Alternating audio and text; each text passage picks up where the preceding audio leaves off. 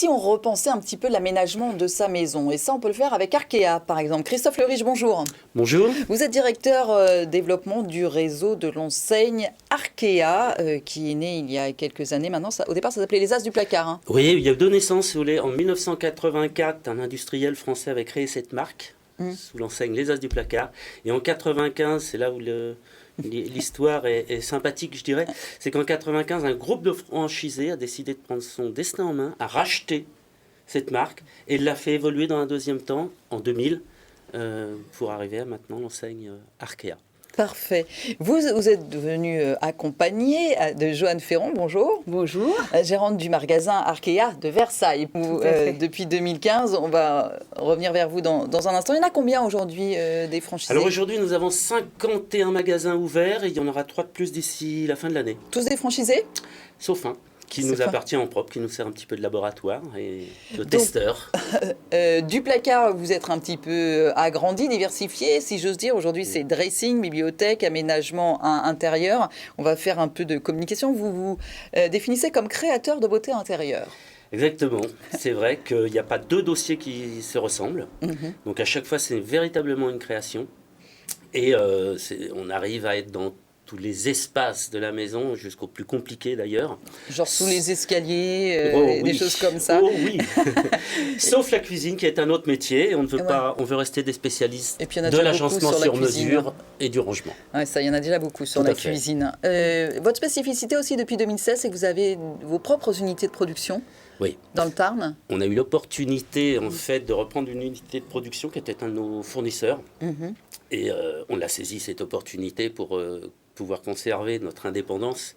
Il y a beaucoup dans nos métiers en ce moment, et depuis quelques années, il y a beaucoup de fusion, d'absorption, beaucoup de mouvements, on va dire.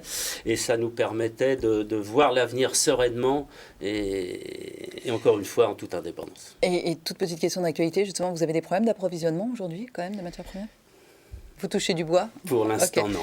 Mais on a anticipé beaucoup en gonflant, on va dire, nos stocks. Mais tout ce que vos franchisés vendent et donc créent sur place sortent de vos unités de production? 60%. Après, nous avons toujours des partenaires historiques qui continuent à nous suivre, que nous continuons à suivre également, c'est du partenariat.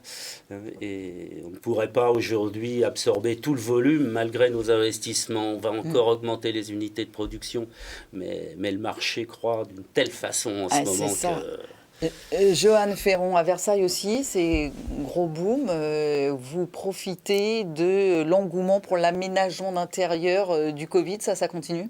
Oui, tout à fait. C'est vrai qu'on a une belle clientèle à Versailles et c'est vrai que, comme on le disait tout à l'heure, on a vraiment la chance dans ce métier-là, hormis vraiment le rangement classique, c'est vraiment devenu un métier de création, d'imagination, suivi des tendances, parce que c'est vrai qu'on arrive à créer des home cinéma personnalisés en fonction des contraintes des clients, en fonction de leur budget, en fonction des tendances, en fonction de leur décoration d'intérieur. Et c'est pour ça qu'on parlait de vraiment beauté d'intérieur. C'est ça, on est sur de l'aménagement d'intérieur, presque architecte d'intérieur à un certain... C'est vraiment, effectivement, on se calque vraiment à la personnalité du client, à l'esprit vraiment créé dans la maison, dans la pièce à aménager. Et c'est vrai qu'on discute beaucoup avec le client, on essaye de vraiment cerner leur personnalité, leur goût, pour vraiment créer une proposition qui soit très personnalisée. Donc, vous, quel est votre parcours? Parce que quand vous me parlez, j'imagine qu'il faut s'y connaître un petit peu dans ces matières-là. On n'arrive pas complètement vierge chez Arkea, j'imagine. En fait, moi, mon mari a racheté, qui était déjà dans l'enseigne Arkea depuis pas mal d'années. Il avait un magasin à Coignières et là, il a eu l'opportunité de racheter un magasin existant en 2015 à Versailles. Et moi, en fait, pour tout vous dire, j'étais dans la gestion de patrimoine à ce moment-là, sur Versailles.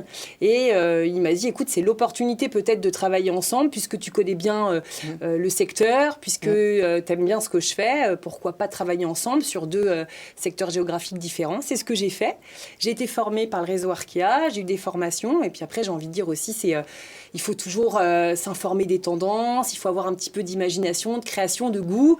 Et puis après... vous travaillez avec des personnes qui sont spécialisées dans la fabrication, etc. De toute façon, vous avez des partenaires. Exactement. Et puis Arkea nous accompagne aussi tout ce qui peut être le logiciel de dessin, tout ce qui est formation technique, formation aussi commerciale pour accompagner le client. Enfin voilà, on est vraiment bien accompagné là-dedans et j'ai envie de dire que je me suis vraiment découverte une passion pour la décoration d'intérieur. Voilà. Quels sont les profils justement, Christophe Leriche, en général? Alors là, c'est un petit peu particulier pour Joanne, mais quels sont les profils des derniers franchisés qui vous ont rejoint? Il y a beaucoup de profils particuliers, mais d'une façon générale, ce sont des gens qui ont une expérience commerciale importante ou de commerçants. D'accord. Et qui très souvent ont dirigé de petites équipes. Parce que c'est cette particularité aussi. Ce sont des magasins qui font entre 3 et 6, 7 personnes. Hein. Ce sont pas des grosses entités. Oui, donc il faut avoir l'idée du manager. Exactement. Il y a une partie management. Il y a une partie management importante. Il faut en même temps de la rigueur, mais aussi de la souplesse. Et tout le monde n'a pas toutes ces qualités. Une difficulté ou jamais?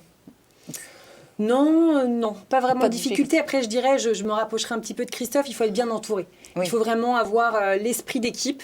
Il faut bien s'entendre avec ses concepteurs, avec ses menuisiers. Parce que j'ai envie de dire, ce qui va faire la différence après aujourd'hui avec les autres enseignes, ça va vraiment être les personnes en tant que telles. C'est-à-dire avoir le bon menuisier qui va poser parfaitement les aménagements, mais qui va aussi très bien s'entendre avec le client. C'est d'avoir aussi le bon concepteur qui va avoir de l'imagination, qui va avoir des idées, qui va avoir du goût.